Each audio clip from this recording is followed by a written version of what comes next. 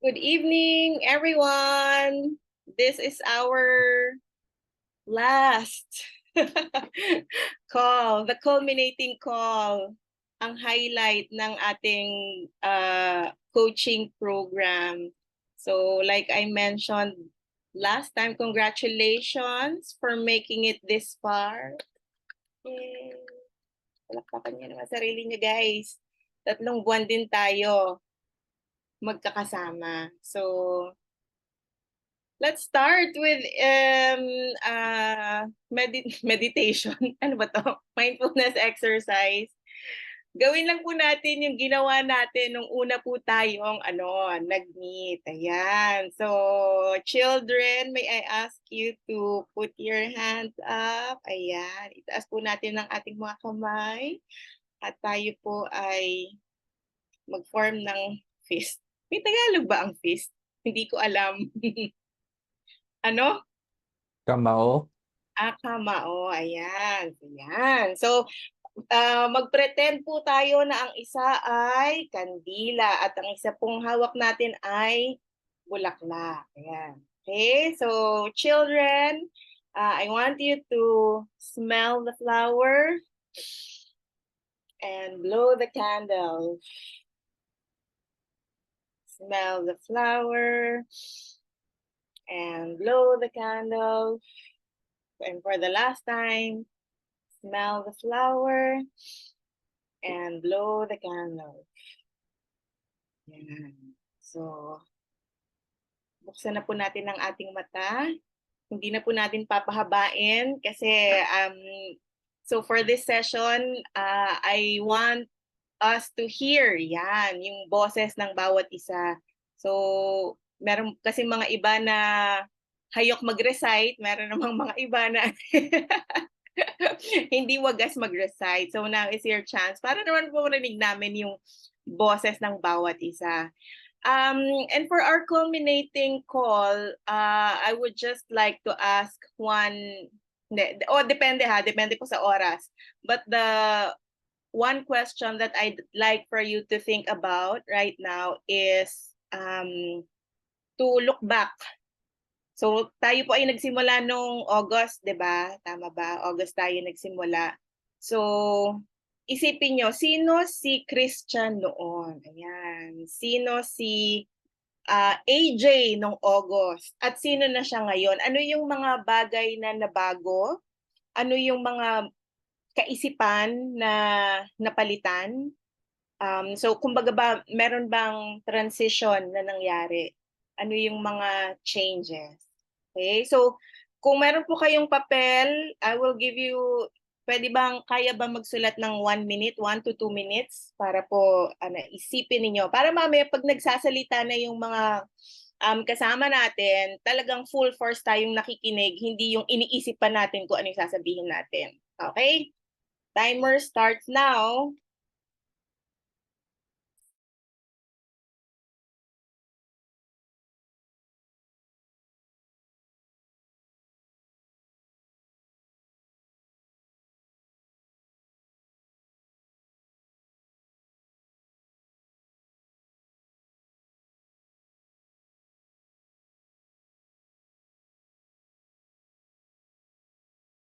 Peach, sorry. Medyo choppy kasi yung line kanina. Pwede mo ulit ng questions, briefly. Thank you. Manel, ano lang, transition, ano yung mga changes?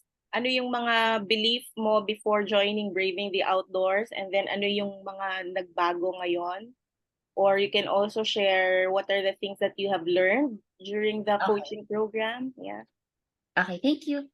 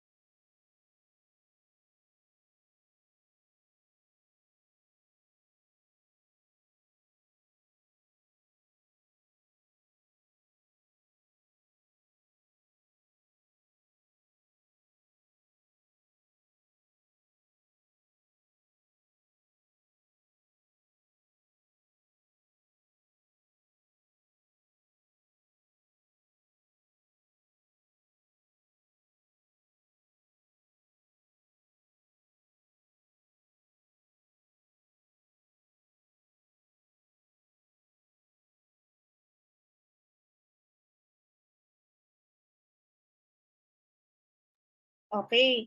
Simulan natin sa mga ano, yung parang hindi ko pa naririnig masyado ang boses. Simulan natin kay Christian. Hello, good evening po everyone. Ano po, for me po, I would have to be, lang. I would have to be honest, hindi, not much of a difference po yung transition for me. But parang what forest school, yung pinago niya sa akin is yung understanding ko po sa mga children. So I do have a lot of cousins na yun, bata po sila. Around age 5, 6, 7, 8, and a lot of them yung parang medyo brat, gano'n, medyo makukulit. So back then, hindi ko naiintindihan parang the way they act or yung mga actions po nila, gano'n. Tapos, yung forest school, as we finished from lesson 1, as we went by from lesson 1 to lesson 6, dun ko po na-realize na, okay, there's a meaning or parang there's a reason why they act like that. So since most of my cousins are from the province, yung forest school po, parang yung principles and some teachings po ng forest school sa akin, I try to apply that to them, yung parang pag nakikita ko na hindi okay yung mood nila. Since it's in the province, lalabas lang po kami sa backyard. There's already trees, parang there's a small nature na gano'n na playground for them. So I try to parang understand them and to parang guide them na parang siguro kailangan niya lang na ito maglaro or kailangan lang siguro niya na yun parang de-stress ganyan kasi siguro may hindi siya nakuha na gusto niya or may bagay siya na hindi na parang nakukuha. So parang 'pag ina-apply ko po yun ng very light yung mga teachings or principles po ni Forest School, parang dun ko nakikita na, oo nga, nature is parang a healing parang process for them, for children, na hindi mo akalain na one moment umiiyak sila kasi may hindi sila makuha, and then the moment na nakapag-play na sila, kunwari, which is stones or parang mga branches ng trees, magugulat ka, iba na yung mood nila. So yun po yung for me na parang one thing that forest school taught me. Not so much on parang myself, but on the way I encounter with children, especially with my small cousins po. Yun po. That's nice. Thank you. Thank Oh, ang you. ganda ng effect, ano?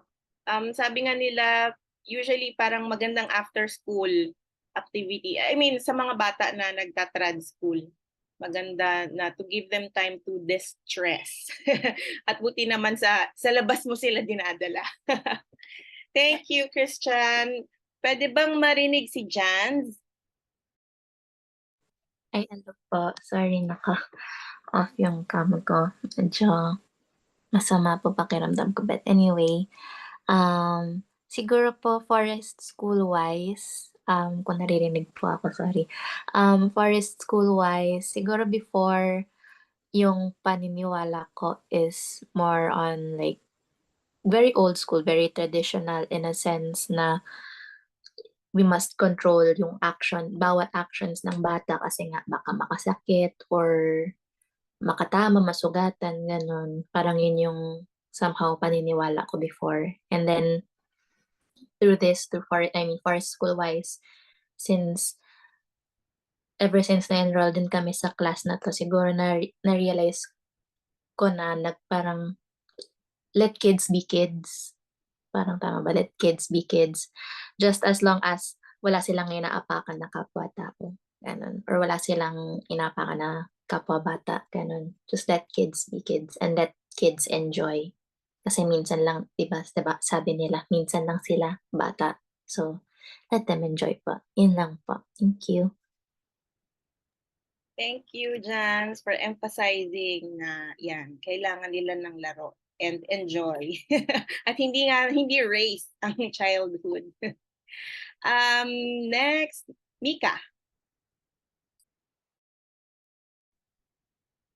So what changed is maybe my perspective and understanding of the value of nature and play in the development of children, and also na eventually what change is, na pwede din siya i-apply for adults, not just children. Kung ano man natututunan natin sa forest school. And there was a lot of unlearning involved throughout the session. Like, I've also unlearned things that was either taught to us as children, like how being strict or controlling at times can hinder a child's or one's development. And ayun, and to add, parang it's and I was interested in the psychology behind ano risk taking, the benefits of our school as a whole. Ayun. Thanks, Mika. Maria. Gabi po. Para sa akin po yung pagkakaiba po, yung unang-una, yun siyempre wala pa po akong idea, talagang forest school is yun, yung naisip ko pong farm talaga po, pero hindi siya farm nature, pero parang kasama na rin po siya yung pagtuturo sa mga bata.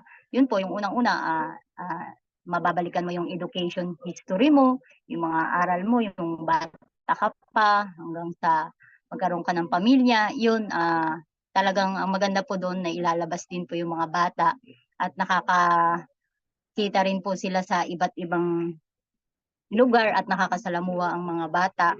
At gano'n din, nakakasama din yung matatanda at nagkakaroon sila ng idea. At nakakatulong sa kanila po yung nature, yung nakakalabas po at iba't ibang mga play ang nagagawa po nila. Hindi lang yung maglalaro yung hawak ng lupa or marami pa silang iba't ibang mga magagawa at yung mga hindi pa nila nagagawang experience, yun doon po nila matututunan. Kagaya yung pag-akyat na lang, yung mga walang takot po, akyat sa yun, stairs or sa kahoy, puno, yun, parang magiging matatag po sila. Then yun kung paano mo rin po, hindi mo i-guide yung bata, yun yung sa akin po kasi yung bilang co-teacher, i-guide mo yung bata. Pero yun, doon ko po natutunan din dito sa forest school na hindi mo din pala kailangan ng, yun, tutok na tutok yung bata po. Kailangan mo lang siyang, ito, ibigay mo at kung ano yung gagawin niya, iisipin niya po. Kasi parang magiging po yun bilang teacher, parang magiging baby, magiging yung bata kapag lagi mo siyang tututukan at hindi mo siya hayaan maging strong.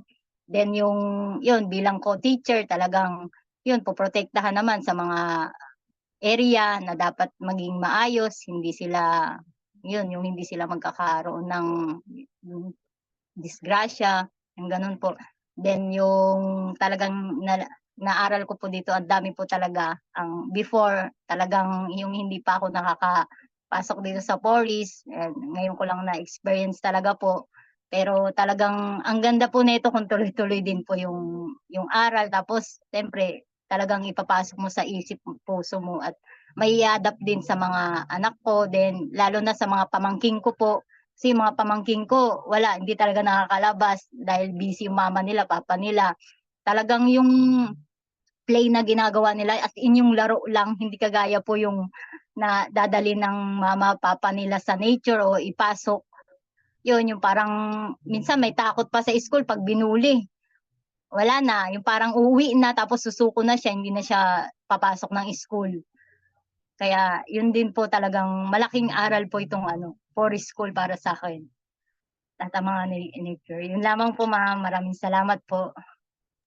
Salamat. So, hindi masyadong tutok para mabigyan ng pagkakataon yung mga bata na isip. Opo. Kailangan tutok po. Thank you. Phoebe.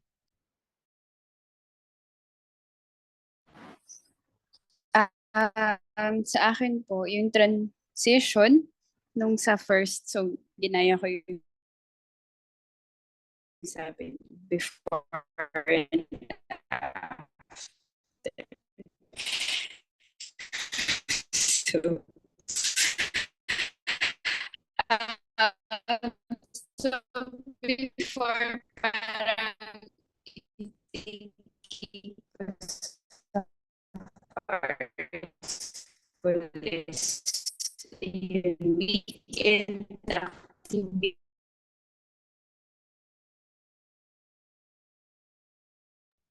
Phoebe, sorry to interrupt. And can the others comment? Is she breaking up? Okay. O sige. Akala ko ako naman yung...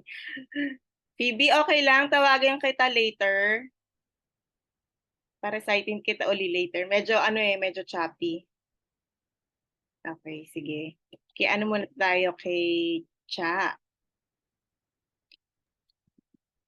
Hello, good evening po. Pinull up ko na yung notes ko. Hey guys. Anyways, siguro po kung babalikan ko nung August, when I first introduced myself, sinabi ko na I'm not yet a mom, but I am a tita of 4 na pamangkin. So, well, with Forest School at first, syempre parang yung tingin ko po is we're enrolled with this course or with this training or workshop because of our jobs or because of what Navitas aims to provide in the future to the children. But since wala pa po kami dun talaga sa hands-on or talagang full experience, well, tinry ko nga apply what I'm learning from Forest School sa mga pamangkin ko. To be honest, before po, sobrang protective kong tita and sobrang strict ako. Yun, controlling. Mas strict pa ako sa magulang. And with Forest School, I tried to apply the principles, like for example, about risk taking, about just letting them lead the play and lead the learning. What else? Yung wag kang mag-i-interrupt and wag mo silang mamadaliin. Kasi dun nangyayari yung learning. So yung mga ganong bagay po, ina-apply ko sa mga pamangkin ko. And it's, I'm going to be honest na hindi siya madali. Especially when, yun din yung parang kinalakihan mo growing up. So, ayun, parang mahirap din siyang i-break. Pero eventually, in the future, I hope na maging cool tita ako by being their safe space, yung hindi laging galit, hindi laging nananaway. Ayun po. Tapos, ano po ba yung sinabi dito? Kasi before, since ako yung laging nananaway, ngayon, pag sila mami ko po, yung mga lola ng pamangkin ko ang nananaway sa mga pamangkin ko, nag-i-interrupt ako na wag nilang gaganunin yung mga pamangkin ko kasi ayun, I'm also trying to explain Forest School in a way na maiintindihan din nila kasi nga it's not the traditional or parang yun, hindi yun yung kinalakihan namin or kahit sila po. So yun, thank you so much Miss Sharon for sharing about Forest School. Yun lang po. And I hope to apply everything that or kahit hindi everything pero some of the things that we've learned from here sa Navitas din in the future and sa magiging anak ko. Yun lang po. Thank you. Thanks, Cha. Hindi talaga madali. Kasi ako, minsan, kahit sa mga pamangkin ko, there are moments, dahil ngayong sa nakalakihan natin, di ba? There are moments na babalik ka dun sa nakalakihan mo. So it's always, even for us, it's tuloy-tuloy po na ang learning process yon. And it's, parang ang iniisip mo lagi, hindi naman para sa akin to, na gusto kong i-control sila. Pero kung meron ka talagang heart na gusto mong yung pamangkin mo or yung anak mo to develop, properly, then, ayan, tayo yung give up. Or, I mean, we will let go of the control. That's what I mean. Janice. Hi, everybody. Ako when I started this course, I really wanted to learn more about forest schooling kasi may desire ako na i-expose yung kids ko more on nature. And then aware ako na doing forest schooling will have benefits for them. And by taking this course, na-realize ko na totoo pala na madaming benefits ang forest schooling for kids, even more than what I was already thinking of.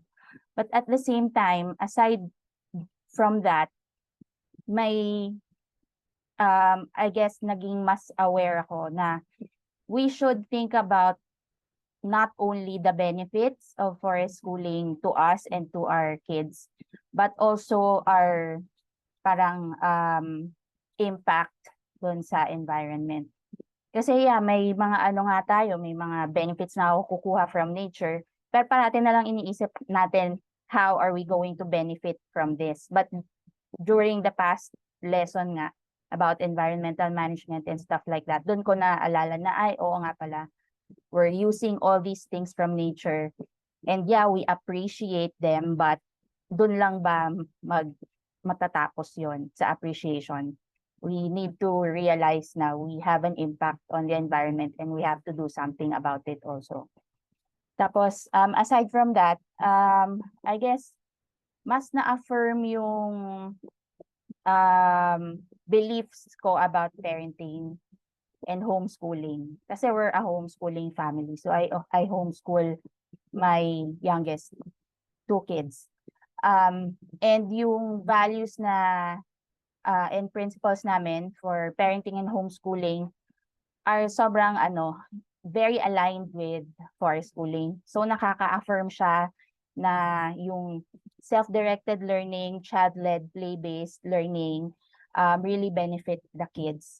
So nakaka-affirm siya sobra kasi as a homeschooling mom, sometimes na napapag-isip ka na tama ba tong ginagawa ko for my kids? Enough ba tong ginagawa ko for my kids? Kasi it's not the traditional way of learning .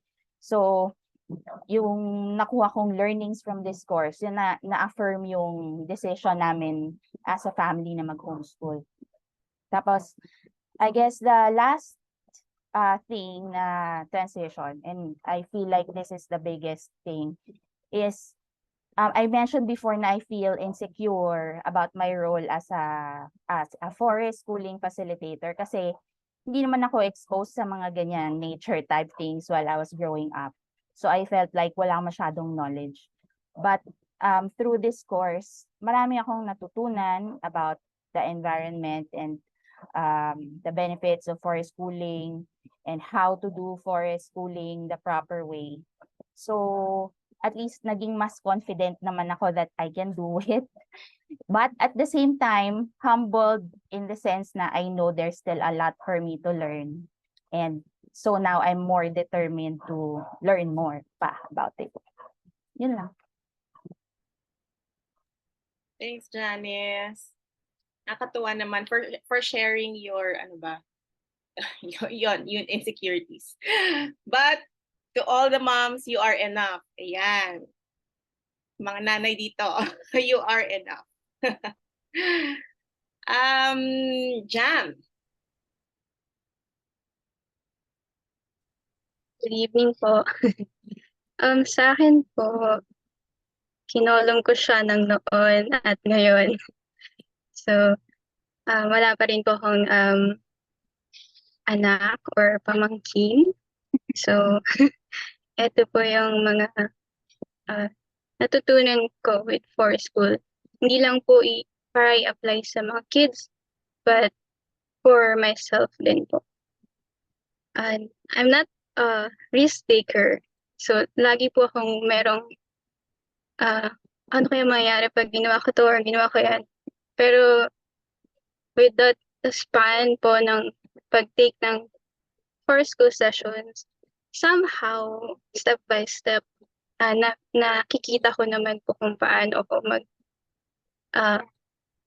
wag masyadong mag-isip and mag-take ng risk. Not to trust kids, self, nature, but ngayon, we should trust kids, ourselves, and the nature. Noon, minimal time with nature or kahit puno man lang yan or halaman. Ngayon, parang mas binibigyan ko na siya ng time for myself. Then, nakaka-relax din talaga with nature kahit sa park lang or kung sa tabi ka lang ng puno or may halaman ka lang sa desk. So, ayun po. Ngayon, be brave. Noon, last talk. Noon, more talk pa. Noon, laging nagsasalita or laging pinagbabawalan or laging may mga sinasabi. Pero ngayon, more on to listen, more on to observe, more on to reflect. Parang yun po yung sa akin. Thank you po. How nice. You applied it really to yourself, 'di ba? Oo nga naman kasi forest school is for everyone. Wala ka mang anak or wala ka mang pamangkin or wala ka mang estudyante, the principles, they still apply. Thank you, Jam, for giving us that that perspective. Alvin.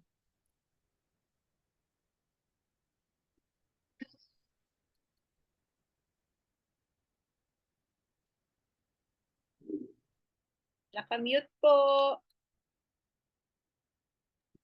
Sorry po, ma'am. Bali, para sa akin po, ma'am, natuto po akong pakawalan yung takot. Takot na baka mapahamak sila sa forest.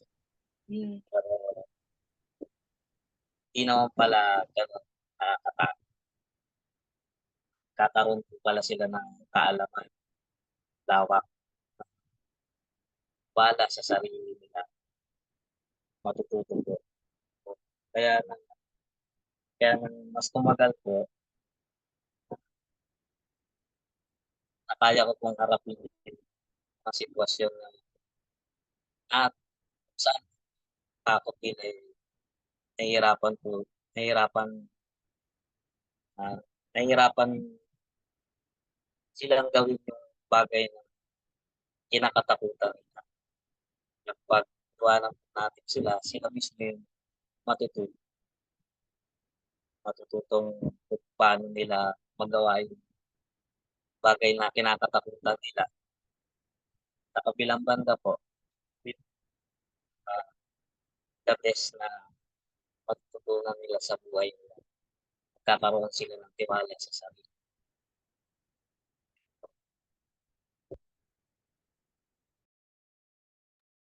Ganda. Ang ganda talaga kapag sa Pilipino, dati may takot sa sarili, ngayon, yan, nagkakaroon sila ng tiwala sa sarili. Salamat, Alvin. Darling.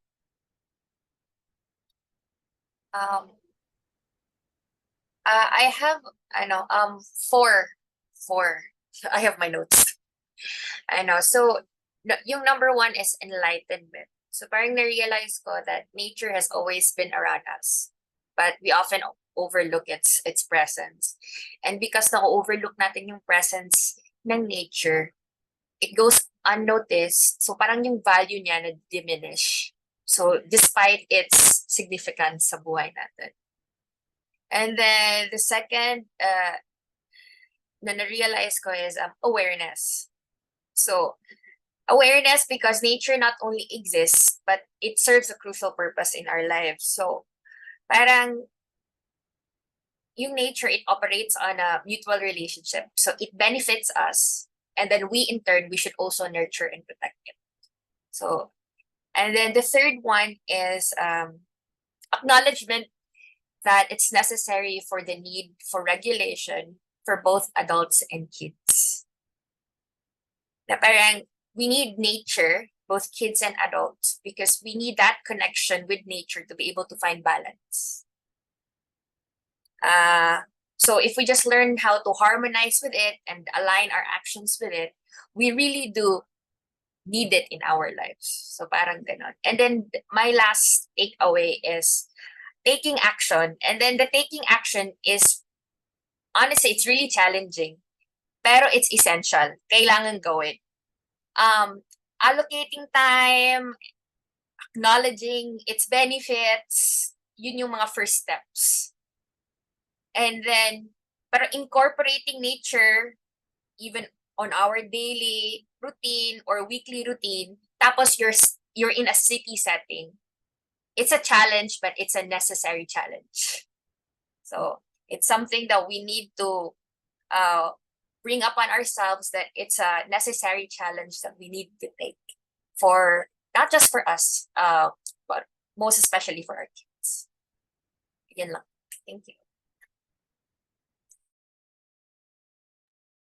Magandang word, I think, na lagi ko ring naririnig na sharing ng mga coaches is the word intentional. So kahit na alam mong may challenge, ang hirap, parang saan ako maghahanap ng nature, di ba yung ganon? Pero if the intention is there, parang yun yung mag-motivate sa'yo na, sige, this is for my kids. And this is for me too. Di ba? Kasi ikaw rin mismo, pag when you're out in nature, you are also refreshed. Thanks, darling. Sachi. Good evening. Sorry, na late ako. For na-exchange ko ang mga letters. BTO for BOT. BTO for my journey in BTO, actually it started with naka-attend ako dun sa yung on-site na basta isang Saturday na workshop with Sharon. That's how I learned about forest school. And then, okay, sige, before I go to that one. Ang isa ko lang sigurong all throughout our meetings, readings, and everything, ang isa ko lang, hindi siya isa, but in a way, isang idea to summarize everything, it's like, kahit saan, mahuman, mabahay, masaan man, actually all the principles that forest school is sharing is applicable, like understanding that everyone, ito yung sinasabi ko sa MNB ko, everyone is capable of learning. Like, we don't chew the food for them and they will just swallow. It's like they go through it. Like, then doon mas more ma-develop ang brains ng mga bata and everyone else. So in other words, wala siyang exemption na this will only happen in this learning space. For me, it's everywhere. What I like so much about forest school is actually ito yung then I realized there is such a thing as forest school. Ganda naman. Sana I grew up with that knowledge. Though I grew up in a province, so hindi din ako nag-lack in terms of nature, but like looking at now na nasa city tayo and everything, ang ganda ng opportunity for children to have that experience. Ang isa kong favorite from all our lessons is the last one actually, which is nature or the environment has an effect on us. We have actually yun is a very big thing for me na we benefit so much from it, and then we forget we have a responsibility towards it. So for me, if children will be exposed to this, they will have that heart, they will have that mindset, they will have that burden to always think that we have nature to take care of, because this nature is taking care of us. And then aside from that, and from there, mag-branch out lahat ng anong nabe-benefit natin from this. And then I think yun lang. Thank you very much. Thank you, Teach. Manel?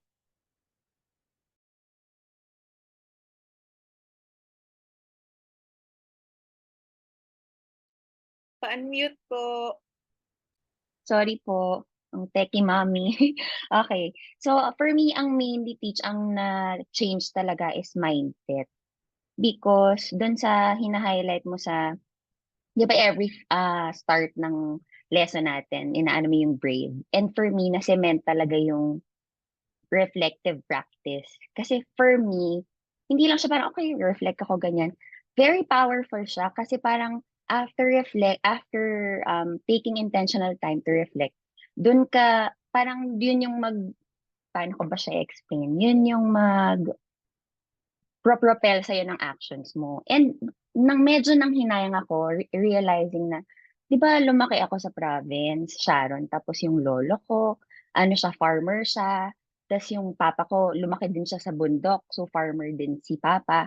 So parang isip ko, bakit walang knowledge na na-impart sa akin? So parang ang na-realize ko sa reflection ko is that kasi, parang alam ko naman they're coming from a place of love, no? Kasi gusto nila akong i-protect, ganyan. Pero nasayang yung opportunity na parang yung learning sana na na-impart nila sa akin. Kasi hindi lang naman siya like yung knowledge about nature, knowledge about the forest. It's, di ba, holistic nga yung development na nabibigay sa atin ng forest school. So like, taking risks, being confident sa mga capabilities mo. So yun ngayon yung mindset ko na gusto ko siyang i-impart sa anak ko. Kasi lalaki yung anak ko eh. So he will, if God wills it, magiging leader siya ng future family niya. So paano naman siya kung hindi siya confident sa sarili niya, di ba?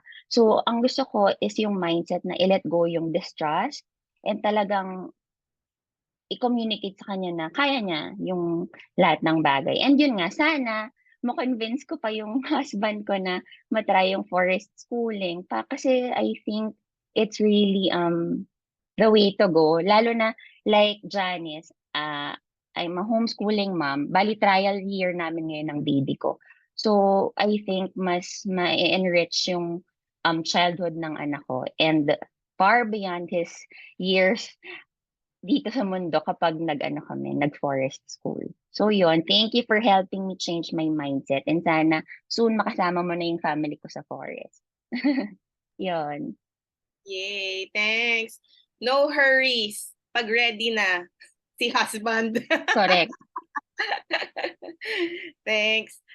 Teacher Sarah. Evening po. Madami akong natutunan, pero yung for me, where I am at right now, yung pinakamasasabi ko talagang big change is yung pagiging overprotective ko na as a mom na bawasan. Dati, sasakay lang kami ng yung elevator, kinakabahan ako. baka mag-collapse yung elevator and everything. Medyo OA siya. Pero ngayon, malayo na ako from that state of mind. I'd say medyo nag-improve na ako doon. Kaya ko hindi na ako masyadong kinakabahan pag yung anak ko maakyat ng sofa or pag yung anak ko maakyat ng yung siso or yung mga ganun sa playground. Medyo process yun for me pero ngayon laki na ng improvement dahil yun sa forest school. Tapos nakita ko din talaga yung effect po sa kanya na mas masaya siya para may na-achieve siya ganun. Yun na-observe ko talaga po yun. And then yung pangalawa po, yung before ang concept ko kasi ng pagpunta sa forest out of town, malaki siyang project. Tapos parang bago pa siya mangyari, parang ex na kasi parang kailan pa yun magaganap. So, pero ngayon, mas nakita ko, ang dami palang, so we're surrounded talaga by nature. Hindi ko yun napapansin before. So pag naglalakad kami sa kalsada, papansin namin ng anak na namin yung mga puno, ganyan, yung mga halaman, yung insects and everything. Siya mismo, nakikita na din niya kahit hindi ako nagsasalita. Yun. Tapos po, yung for me as a teacher na coming from yung medyo traditional na very important yung direct instruction, yung parang feeling ko before sobrang incomplete pag hindi ko yung sinimulan that way, na ganun yung structure. Pero parang ngayon, through this program na mas nakita ko talaga na may ibang pathways, ibang paraan ng pag-approach ng pagtuturo na I wouldn't say I'm there yet, pero nakikita ko na ang ganda din ng effect talaga sa bata. Yung laging paulit-ulit sinasabi ng pagbibigay ng breathing space sa learner, yung pag-trust na kaya niyang matuto on his or her own, yun. Malaking impact sa akin as a teacher yun. Na pinaprocess ko pa yung madami, pero yung tatlong po yun yung pinaka-strong yung sa akin, impression. Nice. Thank you, Teacher Sarah. Una, are you ready?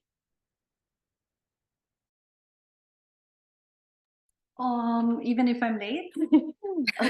Yeah. Siguro going back lang to the enrollment form na parang give 3 reasons why you want to enroll or join ba? Is na-tick naman lahat kasi parang I wanted to equip myself with the skills. Tapos our sessions helped me a lot. I hear a lot of sharing from our peers. Tapos next was parang I think it was about kailangan para maka-take off ng time yung kids ko sa mga gadgets, kasi puro na lang sila mga iPad, ganyan. So, na-take din yun kasi nag-go din kami, nagpo-forest school din ako. So, nagtatry na din kaming pumupunta sa mga places, ganun. Tapos, I appreciated that kasi malaki yung difference. And then, basta parang yung going back to the 3 reasons why I want to join, na-take naman yun lahat. And then, as I try to forest school my own kids and go through the process, I realized I still need a lot to learn kasi ang hirap din kasi nandun pa din yung parang pagiging nanay ko na careful, ganun. So, hindi pa rin naiiwasan. I really have a lot to learn. So, also, parang I learned 3 things that was very hard for me to do. Number 1 was parang getting out of the way. Ang hirap talaga. Ang getting out of the way, ang hirap talaga minsan, oops, kaunting lang, talagang mahihirapan ka talaga. Tapos next is parang appreciate nature. Kasi ang galing talaga. May materials talaga. Parang imbes na, parang ano ba yan, na ako na walang ginagawa, mabobore na ato itong mga to. Pero eventually they figured out how to do it. Parang one time, kami ng mga, yung mahogany ba yun? Yung parang hini-helicopter nga. They were trying to open it. Ang hirap-hirap kaya. So they were keeping it. They were, kung ano-ano nang ginawa nila para mabuksan. So nakakatuwa yung experience na yun. Eventually, yung isa talagang ginanon-ganon niya. So ang galing. Parang they had their own play, talagang nag-discover sila, naka-explore sila, so ang galing. And then last, hindi pa last, another one is reflection. Sige kasi tayong reflect, napaisip tuloy ako na, oo nga no, take time to reflect, ganyan, kasi yun nga yung sinasabi din ni, I forgot, ni Miss Chaya, hindi pa din ni Miss Chaya, na yung reflective, di na kasi ako masyadong nagre-reflect kasi ang busy na ng mom life. So, ngayon parang, oo nga, ang galing, ang ganda. Let's reflect even how I parang forest school my kids, natanong ko na sila, hindi lang yung puro cellphone lang ako lagi, tapos sila, hinahayaan ko lang, nakakatuto din talaga, natutunan ko din talaga, ang dami ko talagang natutunan. Tapos, another is being brave.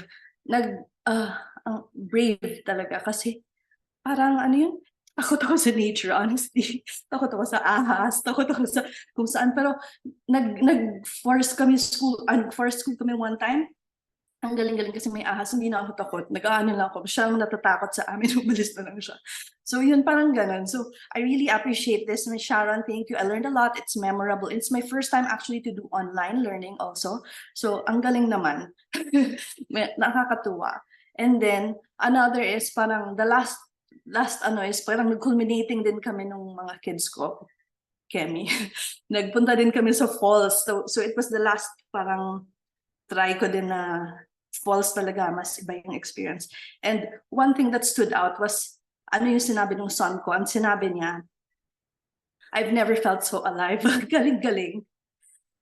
Kasi parang nag-swimming siya sa ang lamig na tubig. So, I've never felt so alive. So, ang enjoy lang, yun lang. Salamat, Una, for sharing and for taking action. Oo. Kasi, the learning will not, parang hindi ka talaga natututo kung hindi mo talaga gagawin, ano? And the best way is for us to, take baby steps and make mistakes. Ayan. And speaking of baby steps, Noemi.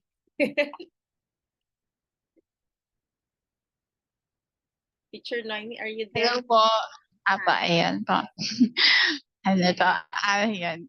Nag-start po ako nung hindi pa forest school. Ako nag-forest school. Di ba po, nito ako sa Palawan. Tapos ang tinuturoan namin mga bata na from IPs. So, na-weirdohan ako sa sarili ko. Hindi. Basta nung nag-evaluate na ako sa sarili ko after 1 year na working with them. So, na-realize ko parang akong joke kasi kasi ang ganda-ganda nung kapaligiran namin dito. Tapos parang kinukulong ko sila sa room, sa kwarto, parang ganyan. Tapos parang nire-replicate ko lang kung ano yung ginagawa ko before sa city. So parang sa Manila. So parang may mali talaga sa akin. Kaya po, kaya ako napunta sa forest school. Tapos so yun ako before. Ngayon, I believe mas nagkaroon ako ng deeper appreciation sa nature. Kasi nung pagdating ko po sa Palawan, ang una ko lang naiisip na sobrang grateful ako kasi napatunayan ko na nature is healing. Ganyan. Hanggang doon lang kasi nung dumating ako dito, may sakit ako. Tapos nung pagbalik ko sa Manila, gumaling na ako. So hanggang doon lang. Tapos yung last week na lesson po natin, sobrang natuwa po ako dun sa part na yung sa connection natin with nature. Kasi nga, sa mga bata, parang hindi ko to naaral kasi ang course ko po nung college, child development. Pero parang hindi to natakil sa amin na actually nature is vital sa development nila. Parang ganyan. So, hindi lang, ang dami po nag-share na parang yung effect ng nature sa atin as adults, ganyan. Pero hindi, siguro, in general, hindi natin yun may nagsabi din po na na-overlook siya or taken for granted yung nature sa atin. So yung effect niya. Kaya din siguro hindi din natin siya inaalagaan kasi hindi natin na-realize yung benefits niya when in fact it was created for us. Tapos kumbaga binigyan din tayo ng responsibility to take care of nature. So, ayun. Tapos yung second po ay mas yung pag-isip ko mas free. Ayun, at ganun din yung naiisip ko kapag when we raise our kids na dapat mas may freedom sa kanila kasi doon sa reflection natin yung childhood natin kasi yung the kind of education that we had, yun yung wala ako. So parang ngayon na-realize ko na dapat mas may freedom sa mga bata habang sila ay pinapalaki. So they get to explore more. Tapos doon kasi sila mas maraming natututunan talaga.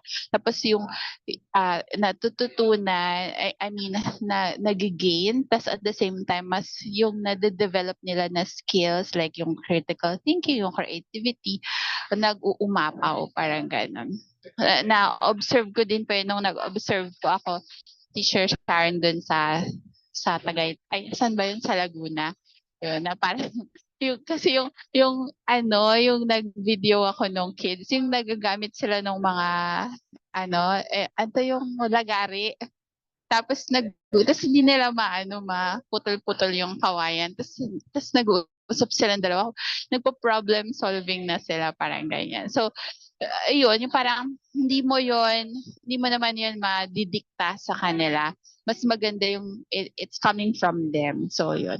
Tapos yung last po ay Sa simulang-simula pa lang po yung dun sa Cavite tayo, 'di ba yun yung first natin, July 18 naalala ko yung date, ano 'to, dun pa lang po talagang tumatak sa'kin yung risks kasi nga hindi talaga ako risk taker so ngayon I think I would like to believe na ano na ako, more open to take risks. So, na-share ko kay Sharon kanina. Kahapon nag-ocular kami. Nagpasama pa ako dun sa isang native po na humanap ng place where we can have our class. So, medyo siya, maliit na part ng ng ilog, parang ganyan. So, nung papunta pa lang kami, sabi ko, ayan na naman ako, yung natatakot na naman ako.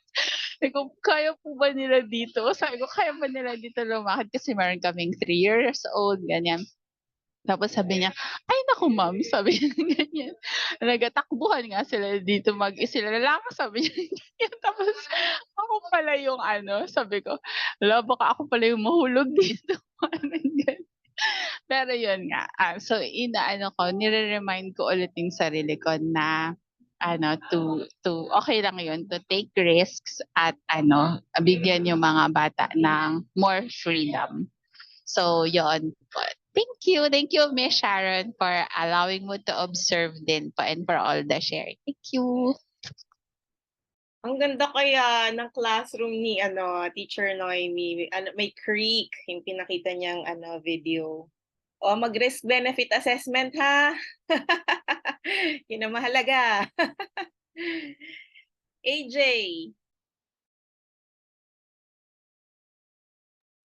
Good evening po. Hello po. I think nothing much changed sa akin. Pero now I do understand na po kung ano yung, parang before kasi when I was a child, lagi na din ako nasa labas. So parang somehow there's nature na din pag nung growing up ako. So na-expose talaga ako sa nature, like hanging sa tree, yung mga ganun. So, hindi ko siya naintindihan bakit needed siya sa life, bakit kailangan natin siya sa pag-grow natin. Ngayon, through forest school, naintindihan ko na, and then I'm able to share na din sa mga friends na may anak what is forest school and ano yung effect niya. Ayun po. Tapos, medyo nawi-weirdohan sila sa akin why I'm taking forest school class. Kasi wala naman akong anak and any pamangkins. Pero yun, sabi ko, actually, you could just apply it to yourself. Especially kaming mga nakatira sa Manila, nasa Metro Manila, puro buildings, wala ka ng may kita office and then pasok sa apartment, yun lang. So, for me, very important din as an adult yung outdoors. Tas lahat ng lessons natin, I could simply just apply it for me as an adult po. Yun, siguro yun yung pinaka-change sa akin. Very simple lang po. Thank you. Thanks. Parang si Jam, di ba? I-apply mo sa sarili mo. Gina. Hello, good evening. The transition for me, I think, would be something personal kasi I stumbled upon forest school like online and with a friend, and then I just didn't really think I was interested but not really that interested at first. And then this year my goal was, say for myself, was like personal self-love and personal growth, something to do that is not, or something for myself aside from motherhood. Because when I became a mother, like I dive deep into the domestic life and all these, and tried my best to be a good mom. And the journey still continues. And then so this going into the 1-day workshop in Cebu, Miss Sharon, if you remember. That was like my first step to like doing something for myself, or that was my first step towards that personal growth that I wanted to achieve for this year. So and it turned out to be something I don't know, like when you open, you think it's just like something little, and but it comes really really big. So yeah, I think that's what happened in that workshop and in this BTO, because like a backstory, when I heard about like this BTO coaching program, I wanted to enroll, but then I was like, when am I gonna do it? Can I do it? Do I have the time? La la la la la.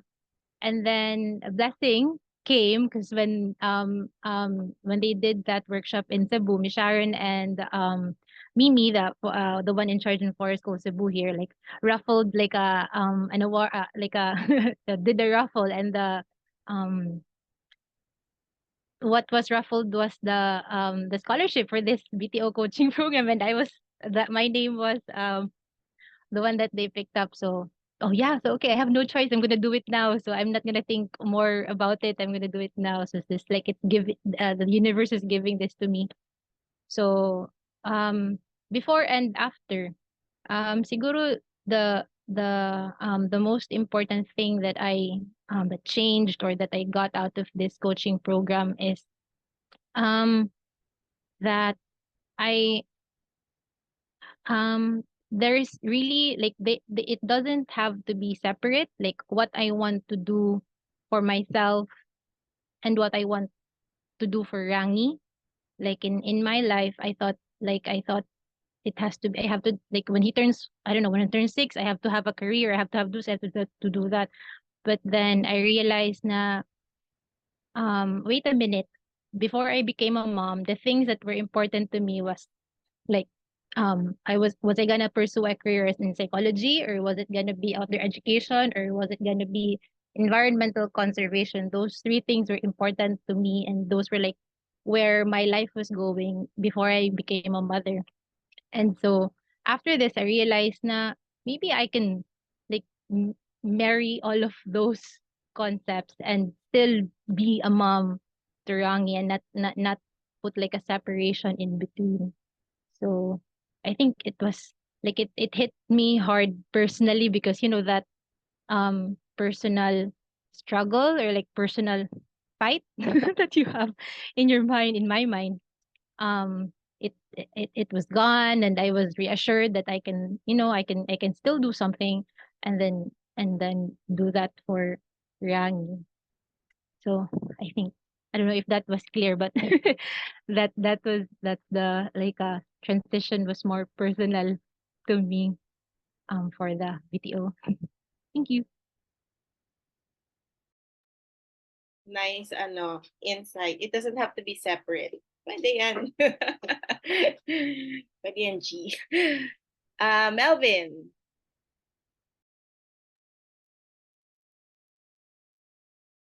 Good evening.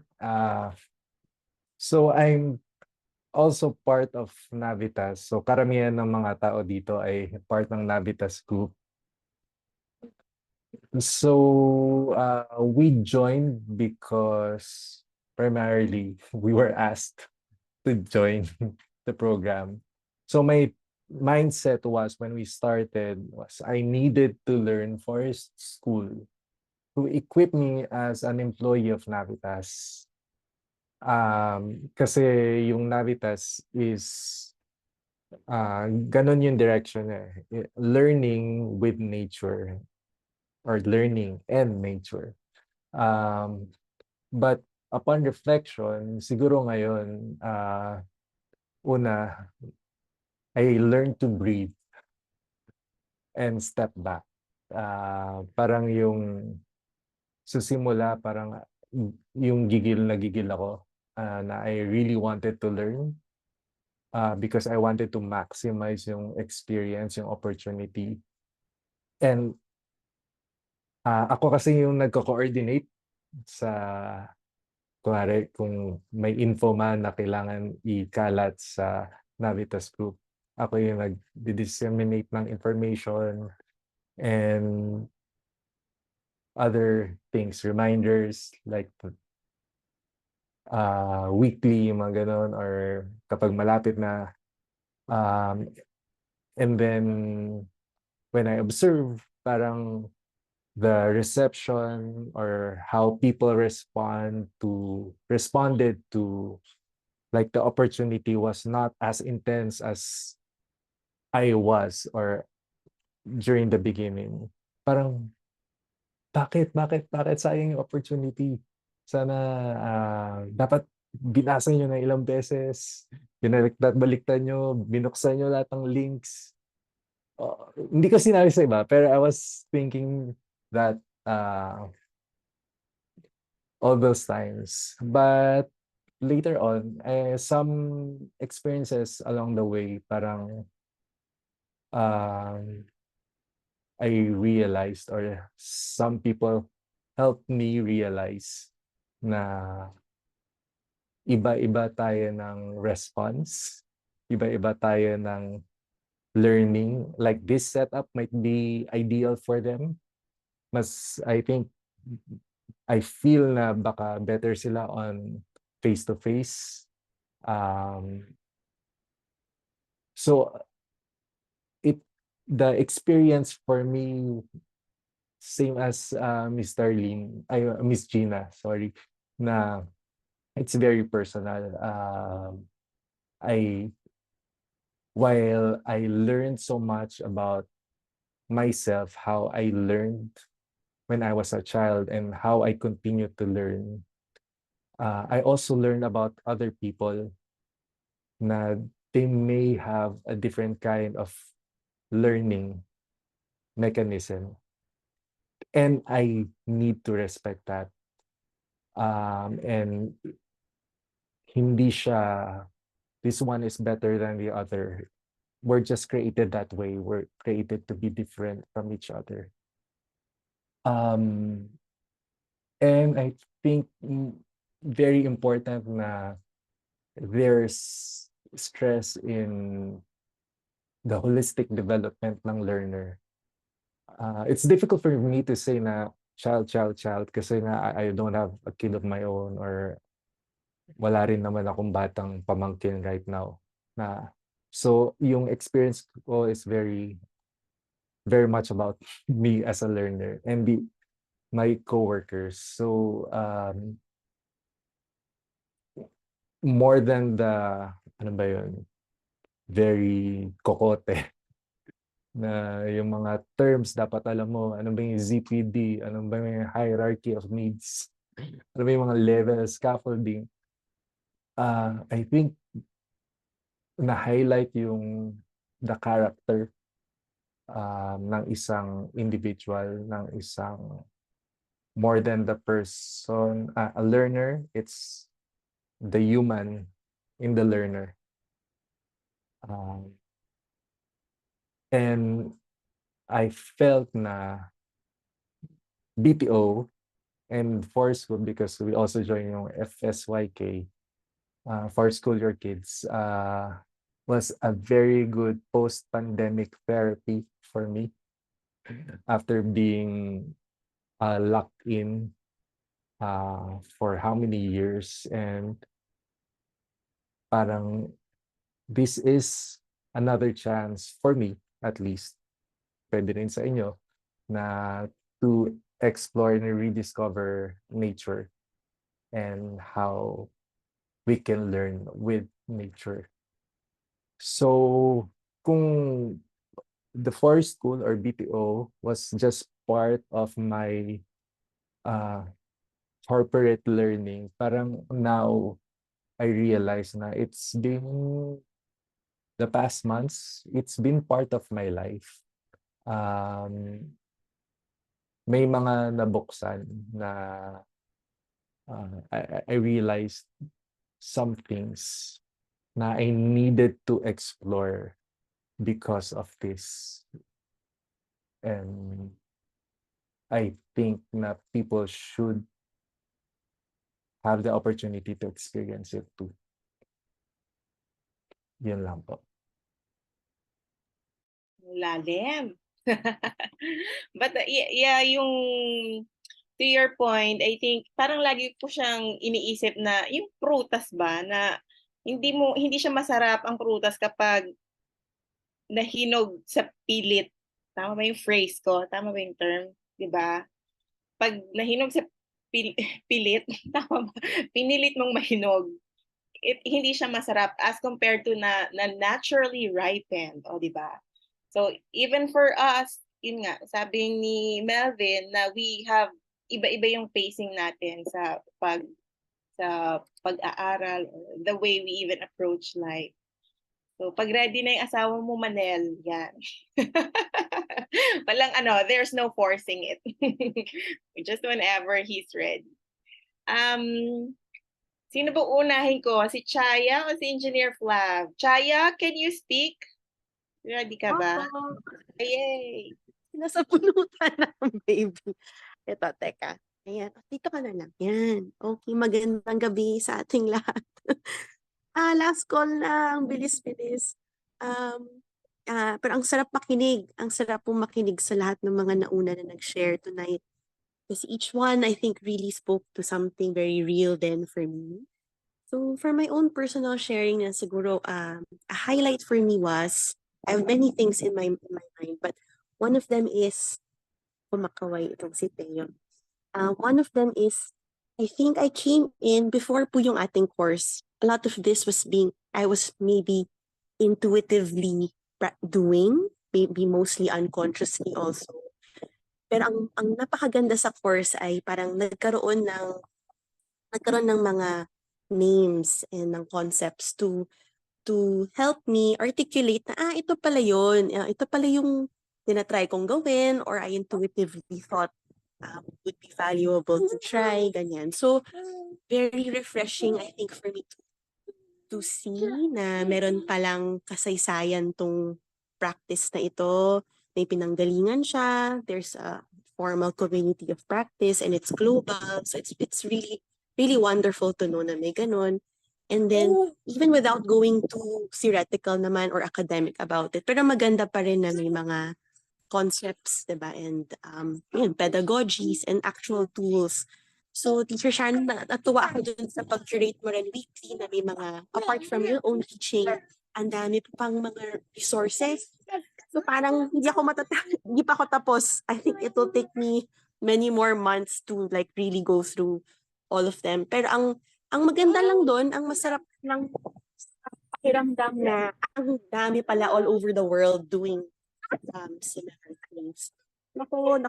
Okay, wait lang, Teo, wait lang.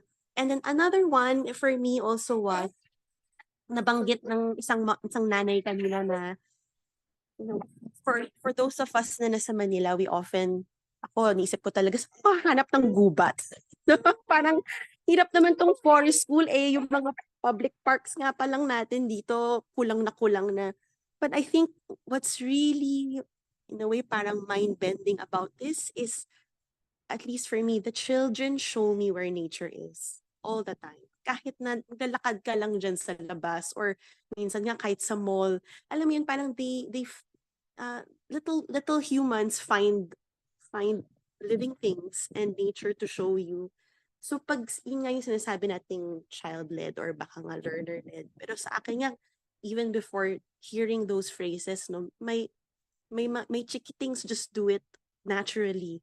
And if sumusunod ako, I pay attention, nakikinig ako, it's like, yun nga, apparently Metro Manila, for all its horrific nightmares, diba? Parang walang kalikasan dito, and it's really all around us.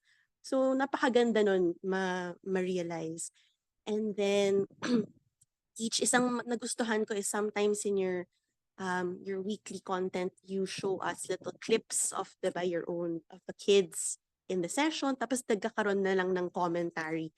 Sa akin, very helpful yun kasi I have not attended one in session pa, no? So I've never observed it in actual practice. So parang feeling ko yun na lang sa akin yung kulang na kung maka-attend lang ako kahit isa, mas maintindihan ko minsan yung mga concepts, how they look like in real time. Pero natutuwa ako dun sa mga mini commentaries mo na I think nakakatulong sa akin ma-imagine din when I'm playing with the kids na, yeah, parang it can look like this, or this is what I can do, or ganyan. So it's more on, I'm walking away from the formal course ng silver thing. Just having that little desire. Yun na lang feeling ko yung kulang na yung practical, kung mas mahubog ko pa yun kasi yun hindi ko pa nga masyadong napapractice and hindi ko pa nakikita done in community or with other mothers, other teachers, other forest school leaders. So parang yun na lang. Feeling ko yun na lang yung final na gusto ko sanang ma-experience in the future. And also teach kung may way for those willing, yung mga kaklase natin dito to be in touch lang. Or if we can read our yung mga submissions natin, it would be super wonderful to learn from everyone else. So yun lang po. Thank you. That's so heartfelt, Chaya. Yes, you are welcome to observe anytime. So I still have 2 sessions. Hindi ko alam kung okay siya sa schedule mo, but I still have 2 weekends. Yan. So itong Saturday and Sunday, 2 and 3 ba yun? 1, 2 and 3, and 9 and 10. Otherwise, next year. Ayun. And ayun, also yung nabanggit mo, if to everyone sa ating submissions po ng proof of understanding, if your account is not public, are you okay to share it with fellow classmates? Yan, kasi it's another way for you to learn pag nakita nyo yung perspective ng ibang classmates. So I don't know how we'll do that. Kung may suggestions or may ideas kayo, please let me know. Engineer Flav.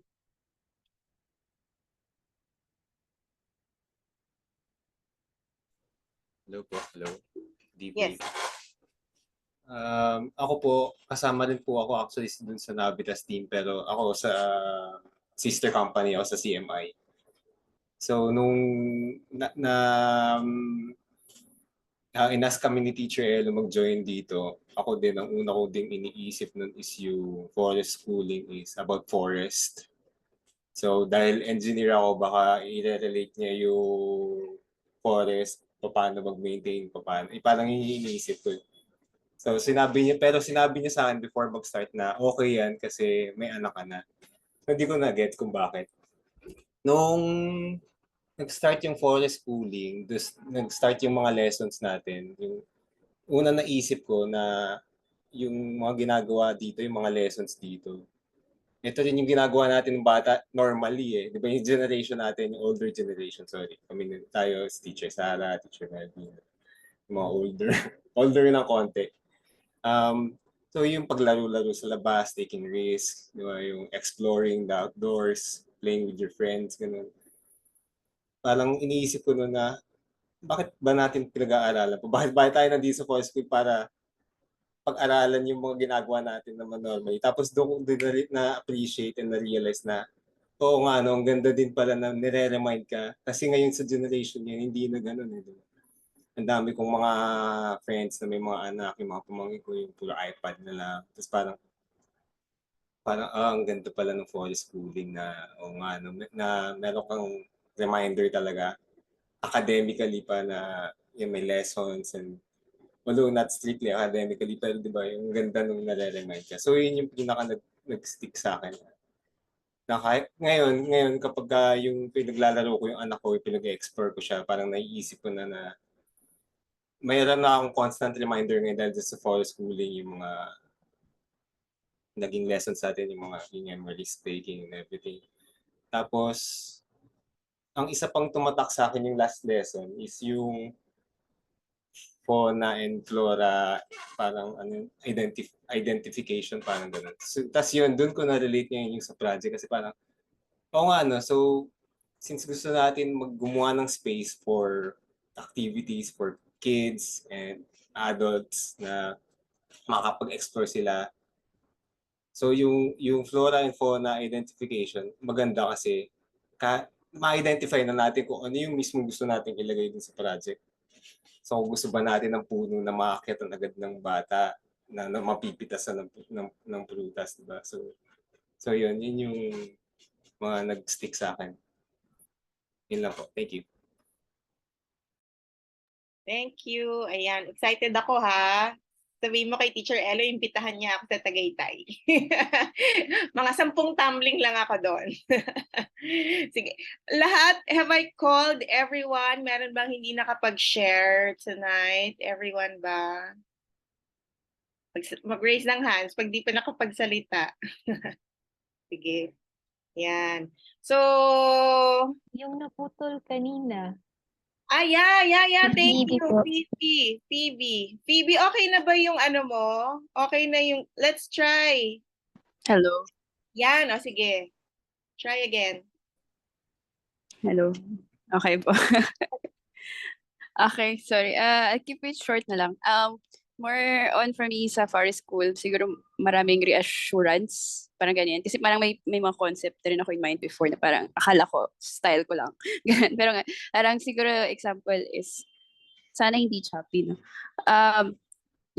Siguro yung gusto ko yung learner-led na approach ng forest school. Kasi nga, parang ayoko rin ng teaching before. May mga classes kami na try before. Tapos, hindi ko kayang magturo. Parang ganun.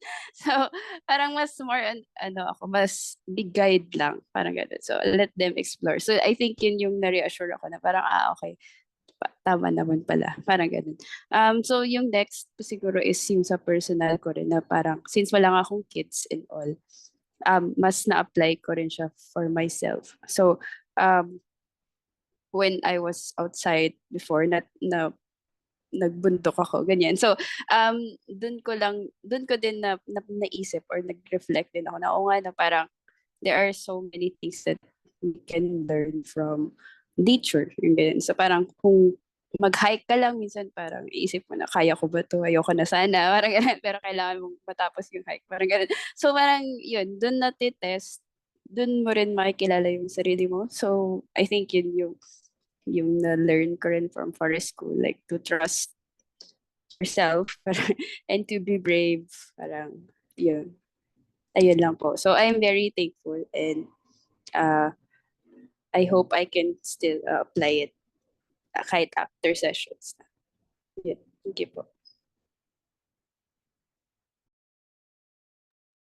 Yay! Thank you everyone sa inyong sharing and yung mga insights niyo how you can apply for the forest school philosophy hindi lang po sa inyong mga anak, estudyante, kundi sa inyong mga sarili. I'm happy to hear how forest school has, somehow changed you or affected a portion of your life. With that, congratulations. O diba? Congratulations. Hindi po tayo gagraduate. Teacher Melvin, ang graduation hat. Hindi ka graduate, pero ilabas ang graduation hat. But this is, I always say that this is just the beginning of your forest school journey. And I hope that whatever you learned, patuloy niyo pong i-share. And yun po yung purpose ng ating proof of understanding. Ipapaalala ko na lang po ulit, yung proof of understanding, hindi po para sa inyo yan, hindi para sa akin yan. But it's for the people around you, para sa mga mahal nyo sa buhay, upang yon mas maintindihan po nila ano ba yung pinaggagawa mong forest school na yan, na pinilit ka ni Teacher Elo na mag-attend. Ayun. But it's nice, to see it from other people's perspectives. And also, I want to say that if you have things na ina-expect ninyo sa coaching program na ito na parang feeling nyo bitin or hindi gusto ko pang matutunan, there's something more that I want to learn, I'd love to hear that. Malay nyo, magkaroon tayo ng Braving the Outdoors 2.0. Diba? So, Yon. And also to address yung request ni Chaya, maybe okay lang ba? Can we do this sa LARC? Kung, yun ba yung idea nyo? If you would like to share your social media accounts, ganyan. So mag-follow na lang tayo sa bawat isa. Is that your idea, Chaya, or do you have any other ideas? Yes? Or kung may recommendations kayo, magsalita na lang po kayo sa mga mas medyo high-tech. Okay? The deadline for your proof of understanding is December 14, 2023. And once we receive, pag nabasa po yung proof of understanding, you will receive a certificate of completion. Yan. Doon pa lang kayo gagraduate. Okay? Ayan. Okay lang ba? Can I ask everyone to have their video for a short while for our picture taken? Guys, mag-ayos-ayos na ng her. Ayusin ng her. Yung mga may graduation cap dyan, mag-graduate na kayo. Sige, smile in 3. Ay, wait, meron pang hindi nag-aayos. Ayan. Sino to? Sino to nag-aayos? Si Jans. Okay. Ready na, guys? 3, 2. Ayan. Isa pang ngiting tagumpay. 3, 2. Yay! Thank you. Maraming salamat po. Congratulations. Thank you po. Thank you, Sorry, classmates. question. Yes. Until when siya pwedeng i-access yung course? Well, as long as LARC is alive, yeah. Okay. Course Okay. will be there. Kung sakali man lilipat ako ng ibang platform, I will let you guys know where the new platform will be. Thank you. May questions pa po pala? Ipo-post po dun sa ating LARC na ano yung proof of learning po. So yung, di ba yung link doon is a Google form? Yes. Oo, yan. So, ang examples nun, kasi yung iba, ang ginawa nila, nagpo-post sila ng learnings nila sa Instagram, for example, or Facebook. So, for example, nakapag-post ka sa Instagram. So, yung link doon, yun lang yung itatype mo doon sa form. Okay. Diba? Pwede po bang, okay. Kung private, i-open po. Kung private, Screenshot. Or follow back. Follow. Screenshot, pwede rin. Pero hindi ko alam kung ano i-attach yun eh. Google Drive na lang po yung screenshot para Pwede makakuha ng link. yan. Sige. So, kung naka-private, pwede screenshot, tapos ilagay mo na lang sa isang Google Doc. So, parang same link for all the questions. Or yung iba, Canva. Pwedeng PDF. Or pwedeng Microsoft Word. Okay po. Thank you. May questions pa po? Clarifications? Ayan. Okay na, guys? Thank you! Congratulations! Thank you po. Thank you Thank you po. everyone. Thank you, Teacher Sharon.